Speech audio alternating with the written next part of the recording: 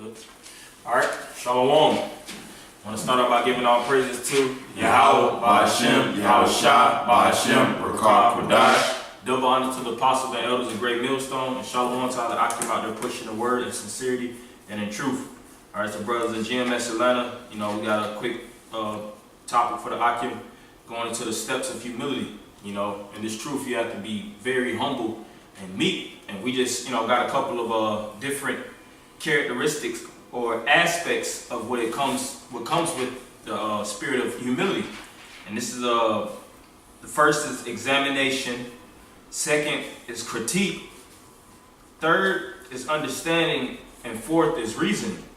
And I'll start with number one. I just read all four out just to outlay what all four is, but I just want to express certain things that y'all brothers have, of course. But the first examination, because sometimes when you go through certain situations, you have to examine yourself. All right, which we got the scripture in Corinthians. You can read that real fast. God, this is 2 Corinthians 13:5. Examine yourselves whether ye be in the faith. Right. So when you're in certain situations, you have to examine yourself. That's the most humble way you can approach most situations. All right, especially when you're dealing with counsel matters, when you're dealing amongst the brotherhood. All right, because sometimes situations can be twisted, sometimes things can get distorted through viewpoints and things of that nature. So examination is very, very key, and it's important. It's a focal point with this faith of ours. All right, as you grow and progress, you always have to look and gauge yourself in your progression. The scriptures say that the greater thou art, the more humble thyself. So even as you, ascend up the totem pole, so to speak, you always have to look and make sure that your humility levels is always at base, so to speak. All right, keep going.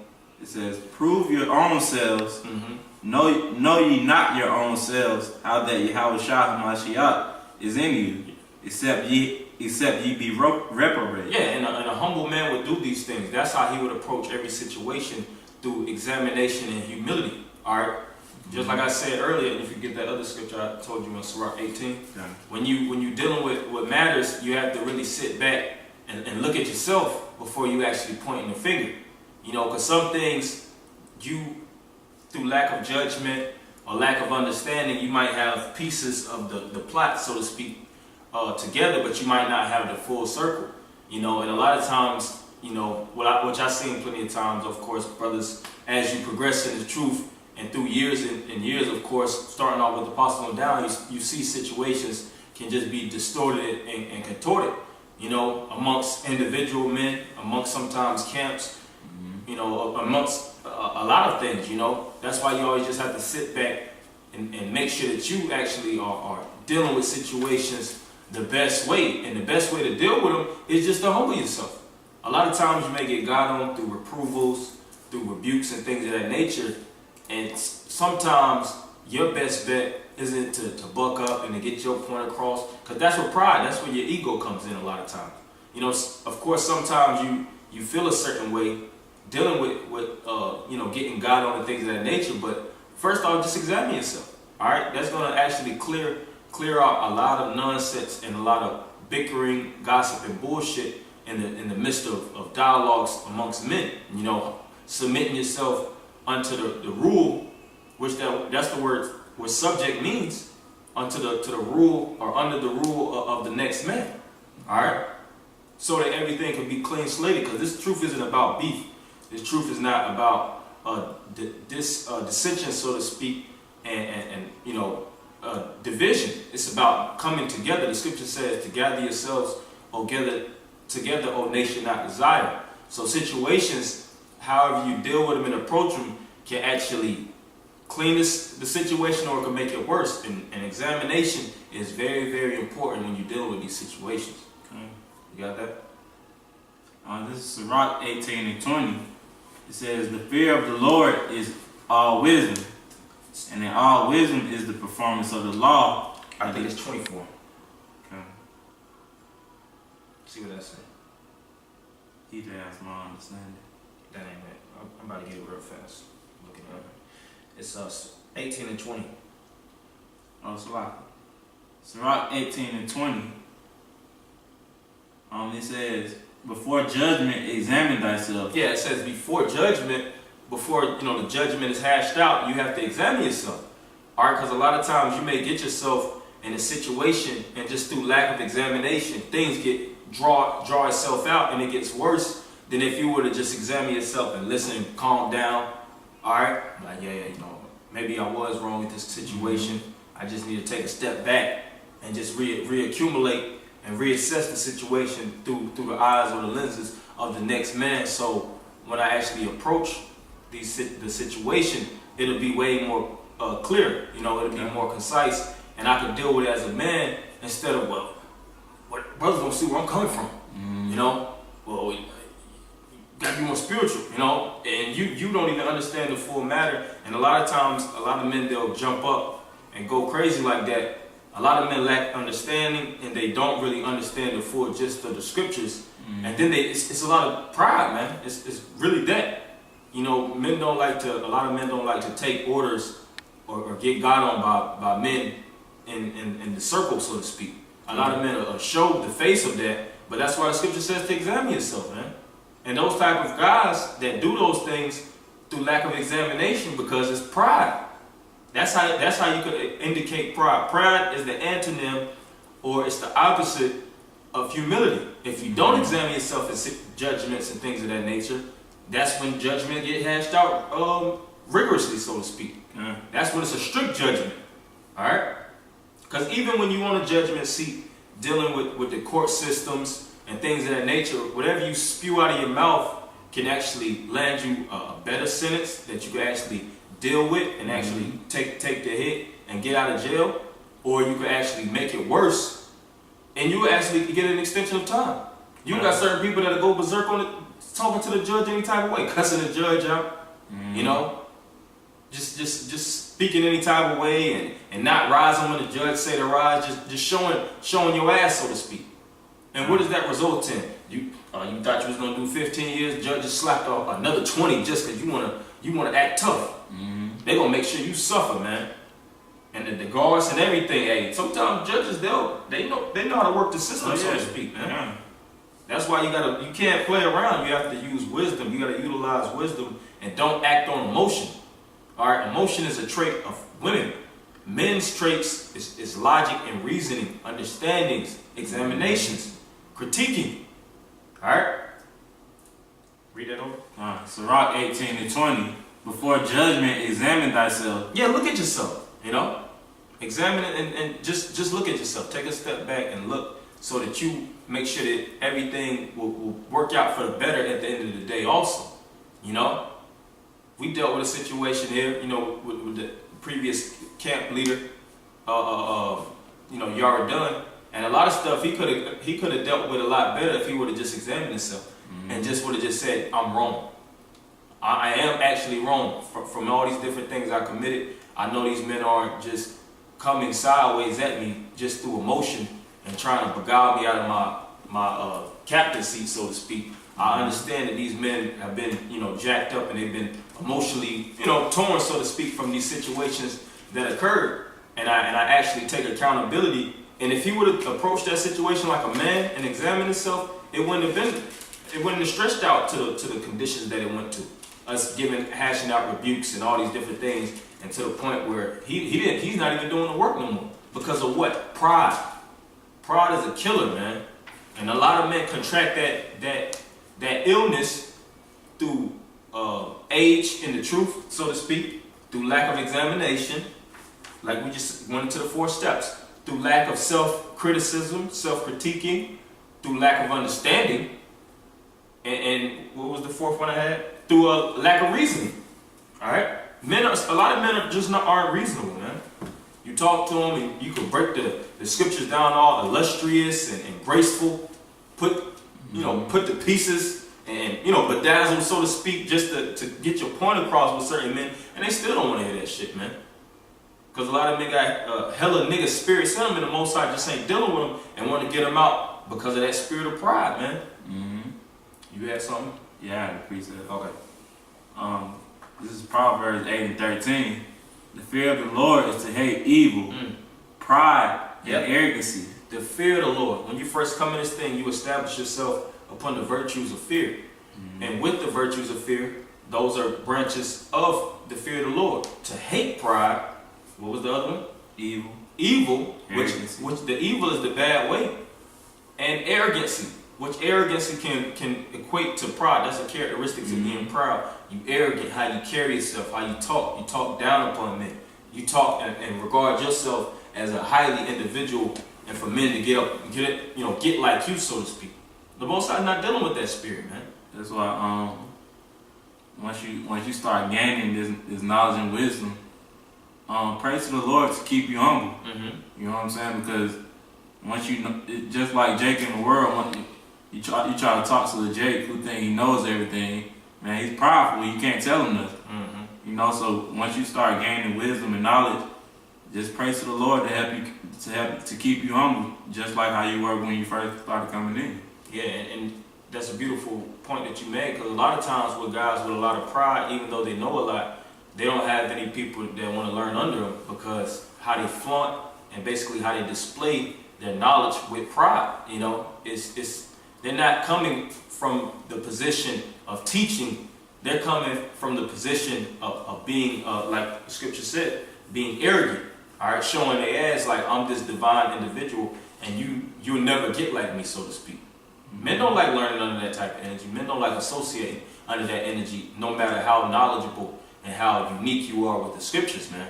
Yeah. That's why you have to humble yourself. When Yahushua was dealing with the disciples, as great as a man he was, he always showed them the ropes. He always came as a brother and approached the situations very reasonably. All right, he broke certain things down unto them as babes. All right, he humbled himself. The scripture said that Yahushua came to minister, not to be ministered unto. So he, as a minister, he actually served. All right, he washed the disciples' feet. All right, he showed Peter how to walk on water. He rebuked him when time was necessary. He encouraged him. All right, he gave him self-confidence, faith. All right, he showed him how to depend on one another throughout courses and tribulations, and how to walk individually. He gave him all these different characteristics, so when he were to die and actually, ascend onto the throne or the right-hand side of the Most High, they would be established and they would be great and just as reliable as he was unto the Father. That's why one of the main things Yahushua told Peter was to feed my sheep, feed my lambs. All right, and Peter submitted unto that energy. All right, because even Peter was humble. Yahushua, he didn't set up a proud disciple. Peter, he set up a humble disciple. The Most High always dealt with men that were meek. All right, that would take the execution and would deliver it the right way. All right, prime example with Saul. Saul, through his pride, he didn't take the objective and deal with it as such. The scripture said, if I'm not mistaken, it was Nathan. If I'm not mistaken, Nathan the prophet, either Nathan or Samuel. More than likely it was Samuel. But Samuel, the prophet, he told, because it was in Samuel, it speaks about how rebellion is the sin of witchcraft. But Samuel gave Saul specific and strict objectives to execute. All right, and Saul, he came back and he basically broke the guidelines, and he thought that basically what he did was a thing that it would be obedient unto the Most High and a thing that they would actually like. But Samuel rejected him. He said that obedience is better than sacrifice. All right, when he was bringing the cattle, he brought not Haman the Agag. It was his father. It slips my mind right now. Agag the Amalekite. He was the Edomite, and he brought him. All right, so that was a status of pride. That was a position coming from a position of pride, and of course, he was from his lenses. He thought he was doing the right thing, but just listening. All right, doing that which is committed or which is commanded. That's what the Most High wants. When the Most High told Moses to do certain things, Moses did it through his humility. Hell, the Most High told Abraham to sacrifice Isaac. He listened and did it. All right, which he didn't. At the end of the day, he didn't sacrifice him. Yahweh actually excused him from his duties. He just wanted to test his faith. All right, so the same thing with us. Whatever the Most High pushes on us, and a lot of times it comes through other men. We have to humble ourselves, all right? Because it's not even a test to the individual that's saying things to you. It's self-integrity, self-humility that the Most High wants us to understand and to examine, looking at the mirror from our own perspective. Because sometimes also you might be around a guy that's wicked, and he may say certain things to you that may piss you off, that may get up under your skin and things of that nature. But how do you deal with those situations? You don't buck back and fight fire with fire. Submit yourself, humble yourself. All right. Can I add to your point out? Because even just thinking about as you're going into it, the sequencing of the steps of humility. The first step is really heavily focused on yourself. Mm-hmm. You're not focusing on the movements, thoughts of other people, other men. It's really about the internal fight. Mm-hmm. You know, and that really is key, because that really should be the first step, which is why it is the first step. Mm-hmm. You know, because you can't even address an issue really fully if you don't know where you're coming from. Mm-hmm. If you don't know that if it's certain things affecting you, like you said, your perspective. You know what I'm saying? There's even times, it might be certain times you're like, man, I got demons on me, man. You know, yeah. I mean, that's the examination, yeah. Right? You know, so even a lot of times, you know, even personally, there's certain situations arise where it's like, well, he did this, he did that. Well, first and foremost, examine yourself first, so you have the you can come into it with a clear picture and a clear idea of where you coming from. Exactly. You know, and then by you even entering the conversation or discussion with that mentality, you've already done that step. If you do got something to present, you're coming in the right spirit. You know, it's not coming from a place of being on the defense, so you got to attack. Mm-hmm. It's like, nah, well, yeah, you're right. You know what you said about me. You know, you're right, bro. You know, because you already pretty much examined it, or you open to that person's input about the situation, because you already kind of played it out. Mm-hmm. So if you do have something to present, it might be something another brother could have did a little better. Whatever it is. But if you come into it already examining yourself first, your point is, you have a higher probability your point even being heard, because if you come into a situation and you haven't examined yourself, you're pretty much already in the wrong. Mm-hmm. Okay. And like you said, that correction or rebuke or whatever it is, it might be something constructive. It might not even be somebody getting on you. But if you're not coming to it first by understanding where you coming from, what's going on with you, it's gonna be a blockage there. Yeah, a lot of times when men, through their pride, they don't want to listen and things of that nature. What was the first reaction? I'm not even gonna say nothing to him, because I know he reacts like a nigga, and I'm not gonna get into quarrels and back and forths over petty matters. And a lot of times that mold and that the weeds start to carry weight. Here it is, the man that's actually speaking to you has been trying to chop down certain things, and you basically preserving the demons that's on you. Mm-hmm. And then you wonder why you end up bugging out, and they suffocating your growth. And you can't grow from the next stage from one stage onto the next. You gotta think back. Well, damn, and you be like, why didn't the Most High show me? The Most High did show you. He showed you through the next man. Right. But you didn't want to listen to the next man, so you're gonna learn the hard way. Mm-hmm. And if I can say too, and sometimes stuff happen, man. Yeah. So you might go out in the world and a situation kind of happens, and you don't even really realize that somebody put a spirit on you. Yeah. You might interact with a woman or something, or a feminine man, or a homosexual. Mm-hmm. Because we can't help it. You know what I'm saying? If this is our kingdom, we wouldn't have to really do that. Be in those situations. But because it's not, you might just sit back and be like, man, what happened today, man? Mm-hmm. Yeah. Because, and that might be a good example of the Most High showing you, hey, in this situation, this happened to you, and it infiltrated your spirit. Mm-hmm. So when that situation happens again, you better able to conquer that situation. Yep. Mm-hmm. Exactly. I appreciate it. Okay. This is Proverbs 27:5. Open rebuke is better than secret love. Yeah, and in the brotherhood, a lot of times we're going to rebuke each other. We're going to correct ways. We're going to teach each other. All right, we're gonna show each other basically the dynamics of life. That's the purpose of the brotherhood, man. Mm-hmm. Scripture speak about two is greater than one. So a lot of times when you're around men, a lot of times correction has to be hashed out properly, you know, and that's mandatory. Because even if the man that doesn't push out the correction to the next man, he sees those demons lingering on him, then that could be blood on his hands. Mm-hmm. All right, you know, the Most High puts us, each and every one of us, in a specific level of leadership. All right, even the youngest of men.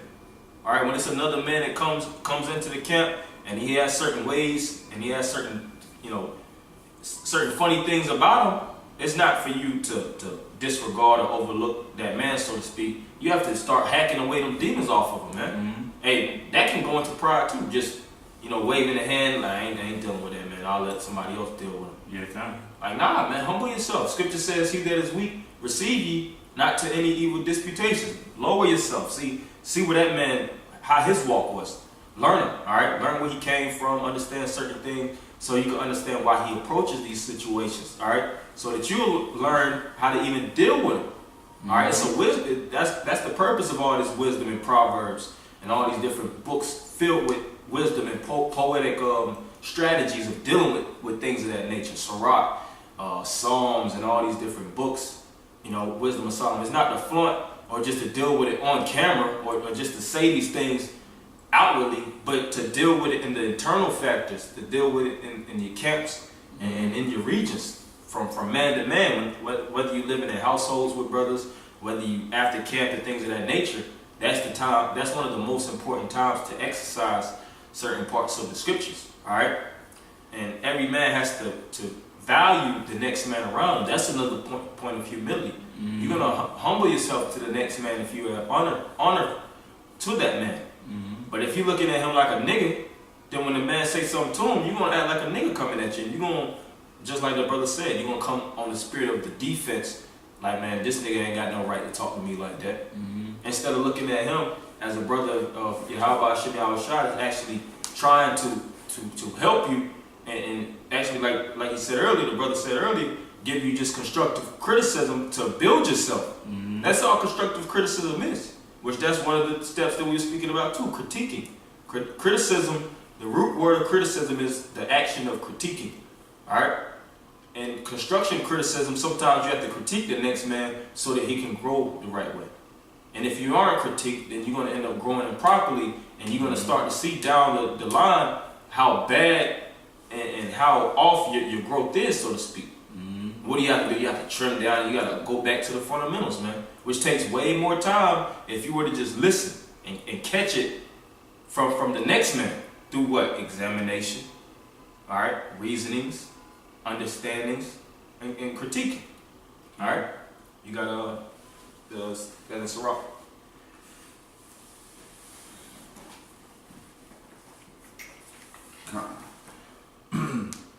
Ecclesiasticus 10 and 14.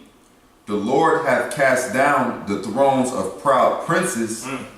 So the Lord have cast down the throne of proud princes. Keep going. And set up the meek in their stead. And set up the meek in their stead. Alright, because even when you're dealing with princes or kings, a lot of times kings have a lot of pride about themselves. Mm-hmm. Alright, they have a lot of self-dignity. They feel like they're self-entitled due to their royal bloodline. Mm-hmm. You know, their father and their father's fathers sat on the throne, so they feel like the whole world is beneath them, and everything that comes to them, it deserves. You know, they deserve it. And a lot of times that approach, men around you, they grow a stench and they grow a hatred for you due to the fact that you feel like you're so high and mighty, and you look at other men like they just insects and worms, man. That's why the Most High cast that spirit off, and he sets the meek in their stead. All right. That's why, you know, in the Elder Anat, people brought out a beautiful point about kings when he was at this camp. He was speaking about how a proud king would just put any man, you know, put thousands of men on the front line just to get slaughtered, just to gain resources and assets and things of that nature. That's a wicked king. But a righteous king would actually get on the battlefield and would actually stand in front of his men and fight in the front lines and show his men the ropes on the battlefield. That's a very, very humble approach. Die for the men that he's actually serving with, instead of having men just serving him and he's provinces and thousands of miles away, basically in the throne eating grapes and pomegranates and shit, man. Mm-hmm. Scripture say the Most High sets meek men instead. Hebrews the 11th chapter speaks about how Moses, he was in, matter of fact, get that. Hebrews 11, Moses in Pharaoh's house, how he descended. And you can reread that, or read that next chapter. Next verse. Yeah. Con. Ecclesiastes 10 and 15. The Lord hath plucked up the roots of the proud nations and planted the lowly in their place. See that the Most High have plucked up the root of proud nations. The Lord hates pride. That's why I said that's one of the fears of the Lord, to hate pride. Scriptures, the Spirit of Yahweh wants us to be aligned and in sequence in perfect harmony with Him, so we can see perfectly through His lenses through this book, man. All right. See how the Most High actually, how He deals with men of pride. A lot of time, even with kings, proud kings, what happen? They get poisoned, man. They get poisoned by the man that they think was their right hand, but at the end of the day, he's been having a strict hatred due to the fact of how the king has been treated. All right, they get poisoned. A lot of times they get killed. A lot of times treaties they have with other groups, so to speak. You will have a humble king, and they like how the humble king actually approaches how he deals with his citizens, and they'll actually break treaties, come in alliance with other kings, and break down the kingdom of the proud king, man. Just through arrogancy, man. Arrogancy is a cancer, man. And a lot of people, they have, a lot of kings, so to speak, they have a hatred for that type of spirit. All right, so how much more us brothers in the faith of Yahweh Shem Yahushua dealing with one another? All right, you see that?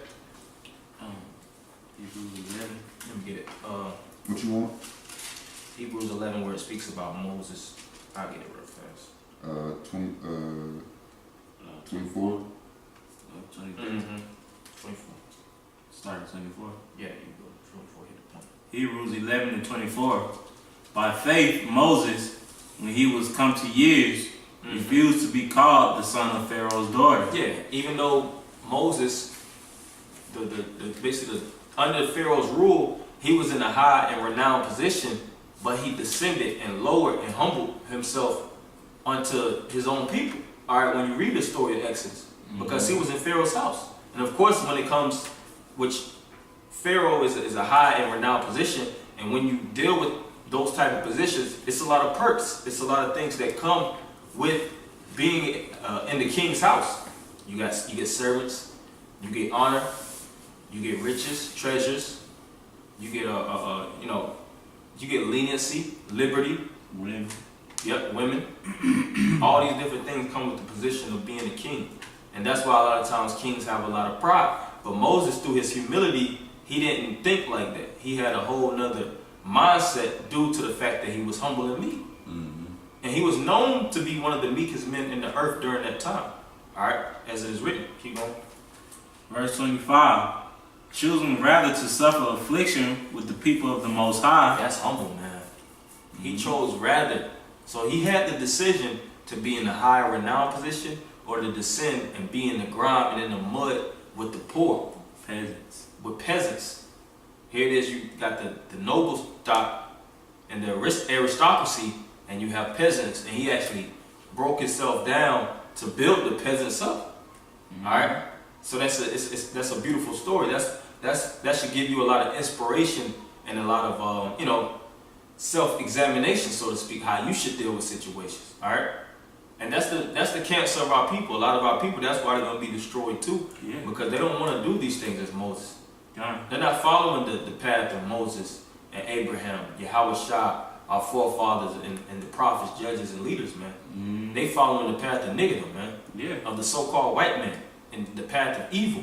And if I could say, you see that a lot with these celebrities too. Whenever you see like celebrities getting out of a car, and you got people, paparazzi and the fans, you know what I'm saying, try to take a picture. They real prideful, you know. Oh yeah, they are. Yeah, a lot of times they'll push the people Yeah. away, things of that nature. And you'll have a lot of times with humble people, they're actually, they have actually an interest to their fans. You got a lot of people that don't give a fuck about their fans but the money. Yeah. But you have certain people that express their gratitude and their appreciation because they be like, if it wasn't for you fans, there would be no me. You fans are a collective a group that actually make up the person that I actually am.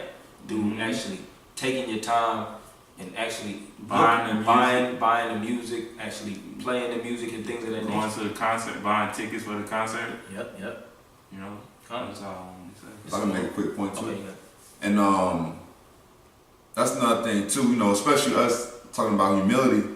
And I'm just thinking about, it's me, men seeing this too, So one thing you gotta put in your mind, your spirit too, is just because you see men, maybe standing bold, on the highways and the hedges, man, highways and byways, you gotta understand, we don't walk around 24/7 in camp mode, man. You know what I'm saying? Like, that's only one aspect of what we do.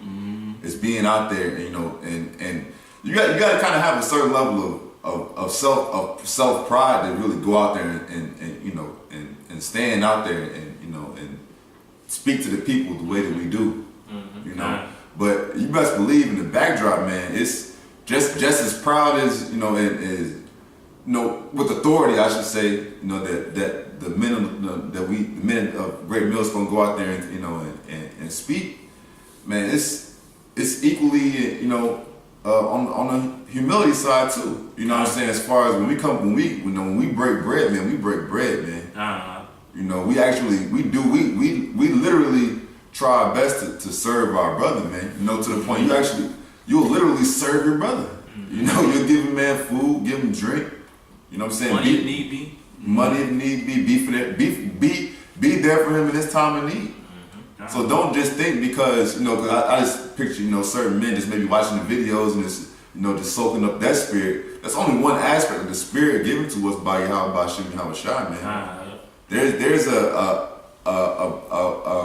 very heavy spirit of humility that you gotta embrace in this thing, man. Because that's really how, like we was going into Moses, when the Most High sees that spirit in you, he's like, yeah, man, this man's worthy, man, of more knowledge and understanding, man. If I know he could deal with him. If I could say too, not to go too far off topic, but that's why brothers have been putting out those videos saying come to the camp, to the highways and byways.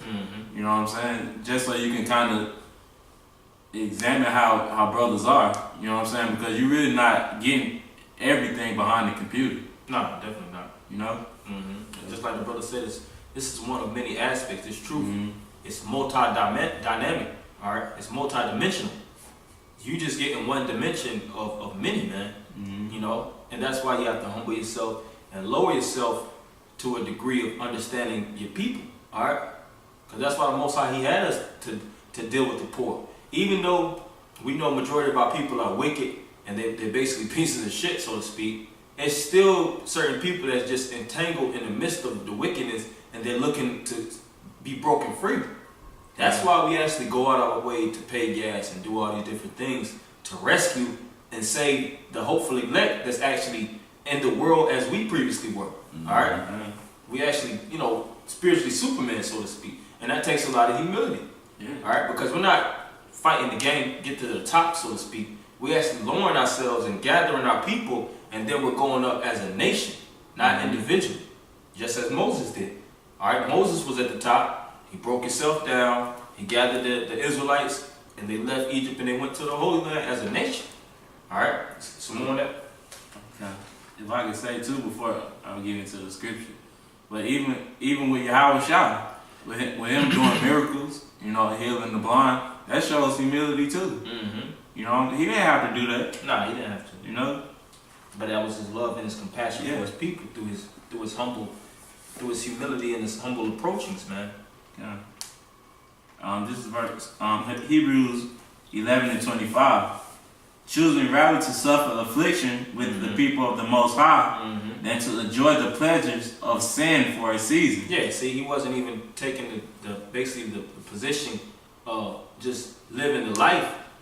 He knew that he had to suffer, and he wanted to suffer. He desired to suffer for the sake of actually redeeming his people. All right, and that's what he did. That's why he had multiple people, hella Israelites, so to speak, a great multitude of Israelites that actually followed him out of the land of Egypt. Him and Aaron, of course. You know, you had the sister Miriam and the captains and the leaders and all these different things. But all these different things was created under the spirit of Moses. Moses established those captains, all right, and elders, and captains of 50s, captains of 20s, and things of that nature. Those were just common slaves, so to speak, common men. But he built them up in the spirit of being leaders, generals, knowing how to fight on the battlefield, and knowing how to guard and actually, defend the territory in the spirit of Yahweh Shem Yahweh Shai. All right, and that's what we have to emulate. We have to embody the spirit and the essence of these scriptures. All right, and you start to see certain men that like to put it on instead of in them by how you approach them in situations and see how they react. All right, reaction tells a lot about a man's character. And I got a precept still going along the lines of Moses, because we sticking with Moses more so to speak, because Moses was known through his meekness, and the Passover is coming up also, man. And us, through the Spirit of the Lord, if we do right, the Most High will pass over us, and He won't actually drop that axe of judgment. Because this is the time where the Most High is going to do a great slaughtering, so to speak. All right, we living in those times. All right, Sirach 45:1. And he brought out of him a merciful man, which found favor in the sight of all flesh, even Moses, beloved of the Most High men, whose memorial is blessed. So even Moses' memorial, after he died, his name is still held in high regard due to the fact of what he did. If he would have just stayed in Pharaoh's house, he would have just been another, somebody in the position of Pharaoh, or somebody in a joint position. It's not that highly written of as a testimony. His testimony is more glorified due to the fact of what he did, the feats that he actually and the bouts that he actually went through to actually get his gain the success of his people. All right, because if he would have actually kept along those lines, that would have been still really, according to the Israelites, so to speak, that's an act worthy of treason, man. You're not going to take care of your people and try to actually help and get your people on the rise. And I'm pretty sure if he would have done that, he would have been basically doing the Egyptian customs, serving other powers, engaging in all that witchcraft and idolatry, as Janus and Jambres. All right, verse 2. He made him like to the glorious saints and magnified him, so that his enemies stood in fear of him. By his words he caused the wonders to cease, and he made him glorious in the sight of kings, and gave him a commandment for his people. So all these different things the Most High was dealing with Moses in a high and glorious way, due to the fact that he listened, man. And he was very compassionate, and he wanted to get his people somewhere. All right, he's seen his people being beaten down and being broken down by the Egyptians. As of today, we see our people getting beat down by the so-called white men in the streets, locked up unjustly, sentenced to these long prison sentences and things of that nature. All right, and we're fighting to get out of this condition, really, as a nation, man. We want this whole system to be broken up so that we could be restored in the kingdom of heaven, and all peace will be established. All right, because it's actually, we suffer. All right, our people suffer. And if you have a high connection with your people, you actually could feel the sufferings of your people through you, man. That's how Moses was. He sanctified, let me read that part of it. And gave him a commandment for his people, and showed him part of his glory. He sanctified him in his faithfulness and meekness. So that's how he was made holy, through his faithfulness and his meekness, his humility. And chose him out of all men, because he was known to be more meek than all men on the earth. And that's why the Most High even endowed him with blessings. miracles to perform through his spirit, so to speak.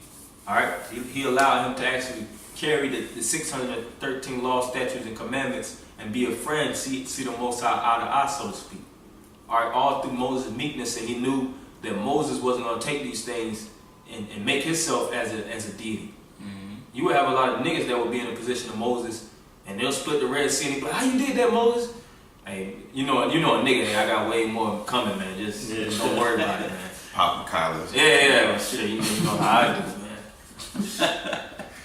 I raised that staff so high, man. Yeah. But that's a nigga for you. That's that pride, man. Yeah. Moses, he always gave honor unto the Most High. Yahweh Shai, he always gave honor unto the Most High. When he did those miracles and things of that nature, what he said, that is not by my power, but the Father, glory in the Father that is in heaven. Mm-hmm. All right, because the praises ultimately go up top, you know. So it says, verse 5, he made him, to hear his voice, and brought him into the dark cloud, and gave him commandments before his face, even the law of life and knowledge, that he might teach Jacob his covenants and Israel his judgments.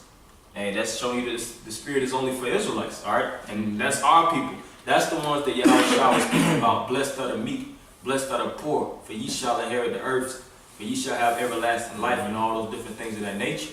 All right? Yahweh went to the poor men in Nazareth, Galilee, Bethlehem, Jerusalem, all throughout the different coasts of Israel, to where the poor and the weak, the sick, the maimed, the ones that wasn't getting medical care, that wasn't getting taken care of by the Roman establishment, it was through him being the physician to mend the wounds of the broken, all right, to prescribe righteousness unto the spirit of the ones that were stripped away, man.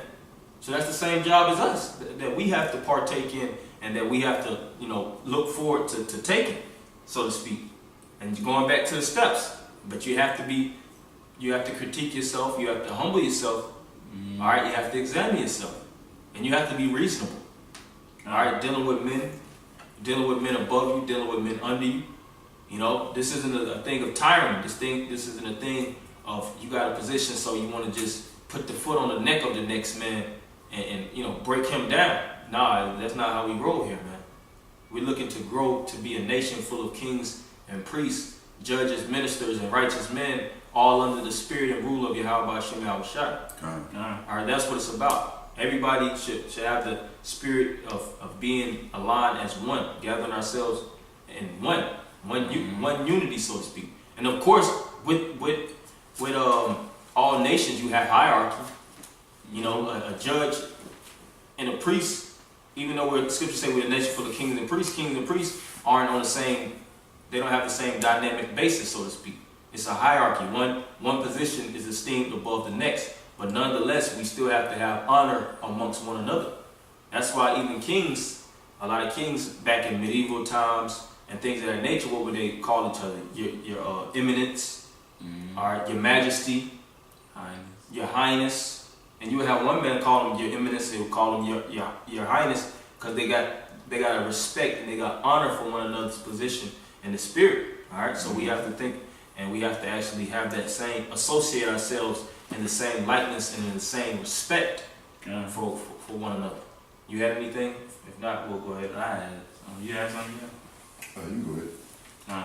Matter of fact, what was that? 2 Chronicles 12 and 12? No, I still got that one to read. Okay, read that, and then you can close with that. Okay. 2 Chronicles 12 and 12. And when he humbled himself. Can you go a verse up? Okay. 2 Chronicles 12 and 11. And when the king entered into the house of the Lord. So we dealing with the king here. All right. Somebody in a high position. All right. Probably has slaves, riches, and dominance as far as the eye can see. He's in a position of nobility. Keep going. The guard came and fed them. Keep going. And brought them again into the guard chamber. Keep going. Verse 12. And when he humbled himself. And this is, if I'm not mistaken, this is the king. And when he humbled himself, so as a king, humility is key. Keep going. The wrath of the Lord turned from him, that he would not destroy him altogether. See that? The wrath of the Lord turned from him, that he would not destroy him altogether, due to the fact of what? Him humbling himself. Humility. Lowering himself, all right? Even though he was at the top, he dealt with gold, he dealt with silver exchange, he dealt with slaves, he dealt with ports of riches and all these different things. All these things come with the territory of the king. All right, chambers. All right, agriculture, all these military. He's over all these things. But he humbled himself under the spirit of the Most High, which is the greater king of all. All right, the King of Kings, the Lord of Lords. All right, he didn't say, well, I'm above the Most High. There's no king but me. There's no God but me on earth, so to speak. Where's the God that I don't see any God? I see this crown on my head. He didn't come with that approach. And through his humility, it says the wrath of the Most High was turned away. Because if he would have took that approach, he would have had that axe chop his head off, so to speak, through the spirit of the Father. Is there more? That's fish precept. Okay. And also in Judah things went well. Yep. So things will go well with you if you just humble yourself and listen to one another. All right, deal reasonably and deal as a man. All right, as a wise man, a man of prudence. You get the scripture here. This is John 8:54. Yahushua answered, "If I honor myself, my honor is nothing. It is my Father that honoreth me, of whom ye say that he is your power." Yeah, we're not looking to get self-dignity or self-honor. The honor comes from one another. That's why the scriptures say, let another esteem thee and not thyself. If I can say so, that's why we give all praise to Yahweh Hashem Yahushua. All right, tells you that also in Jeremiah. Let not the mighty man boast in his riches and things of that nature. The strong man rejoice in his strength, but rejoice that you know the Most High. All right, and you exercise the spirit and the wisdom of Yahweh Hashem Yahushua. Because we are indebted unto the Father. All this wisdom that we accumulated, it didn't come of ourselves. We're actually drinking from this well in this fountain of life right here. All right, we didn't just gain an epiphany one night, so to speak, or just gain all this divine wisdom just from laying down. We had to actually labor and go into the spirit of Yahweh Shemawashah and humble ourselves and read to learn to be developed to the position that we in now. And we have to keep that same energy and that same practice unto the end. And if we do these things, like it tells you in Peter, it says that it makes you so you're neither unfruitful nor barren in the knowledge of Yahweh Shem Yahushua. You'll be able to abound more and more unto the coming of Yahweh Shem Yahushua and be perfect as the Father is in heaven. All right, so any brothers want to say anything? So that's all we have for you, Akim. Hopefully you brothers are edified. We'll end by giving our praises to Yahweh, Ba'ashem, Yahushua, Ba'ashem, Barakah, Badash. Double honors to the apostles and elders of Great Millstone. And Shalom, Akim. Shalom.